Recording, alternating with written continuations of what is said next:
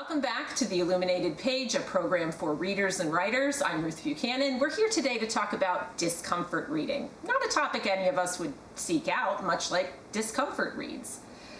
We all know what comfort reads are, right? Those are the books we come back to when we're stressed, depressed, have had a terrible week. For many people, comfort reading are the Hallmark Hall of Fame holiday movies of books. That's the dumbest thing I've ever said. For many people, comfort reading are the Hallmark Hall of Fame classic Christmas movies, but books. These are the books that we can kind of let scroll in front of our eyes without having to think too deeply about what's happening, because let's face it, we all know what's going to happen. There's nothing wrong with comfort books. We need them, we like them, we come to them, we have favorite authors, we have favorite genres, and we have favorite themes and topics. Often they tend to be emotional stories, maybe romances, small towns. But there is a flip side to comfort reading, and that's discomfort reading. We need it, just like we need comfort reading. Here's the reason we need it. Comfort reading helps us recover from the trials and tribulations of the world and the things that have beaten us up during the week.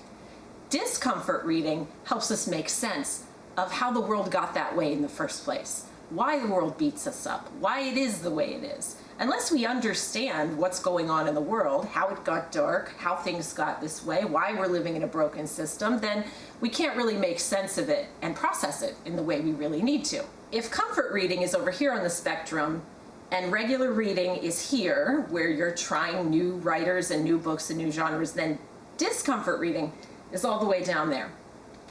I know you can't see what's down there, but it goes on for like a really long way. Discomfort reading takes you out of things you're familiar with and stretches you somehow. It makes you think about things, not just that you haven't thought about before, but things you haven't thought about before because you really didn't want to. We all have topics we would rather not think about. Things that our brains flip away from, like the flip side of a magnet. When they come up in conversation, when they come up on the news, we turn away, whether physically turn away or just turn our minds away to think about something else. But we need to look at those things. We need to investigate them, and we need to understand them. Things like the history of race in America and how it's shaped our present. Things like ongoing cases of sexual abuse, especially against children. Things like, let me check my notes. I didn't mean to say that. For me, there have been a couple of books that have been discomfort reads. I had trouble getting myself to start the books, and I had trouble pushing through them, not because I couldn't understand what was going on in them, but because I could. Books like Isabel Wilkerson's The Warmth of Other Suns, the book Evicted. Right now, I'm actually reading Rachel Denhollander's book, What's a Girl Worth? They're difficult to read. I would rather not know these things happen in our world, but they do happen.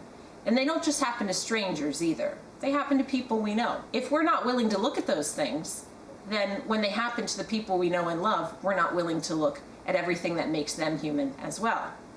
So discomfort reading does make us uncomfortable for an hour or two, or 10, or 12, or 16, especially if you're listening to the audiobook. Think about how physical fitness works. Physical fitness is not just rest and comfort. Physical fitness is temporary discomfort with a long-term goal in mind, so that we can be more fit and have more life and more energy to invest in the people we love. Mental fitness is very similar. We do need periodic times of rest, reflection, comfort reading. We need times to let our brains relax and go over the old haunts and the places that we love. But we also need things that stretch us out, strengthen us, and make us more fit for the world in which we all live. The great irony of talking about this topic today is, while I do engage quite often in discomfort reading, I almost exclusively write what other people find to be comfort reading. And my newest release is no exception. My novella, my Christmas novella, Unseasonable, is out now, and it is a book about two sisters trying to weather a heartwarming holiday hurricane together. And while that does sound disastrous, it's actually quite special and warm and funny how these two get through that situation together. I'm hopeful that as you start to add books to your discomfort reading stack, which I hope this talk has actually inspired you to do, that you will also add a new book to your comfort reading stack, and that is Unseasonable. Until next week, thank you for joining me for, what is this? Until next week, thank you for joining me today for another episode of the Illuminated Page. Thanks.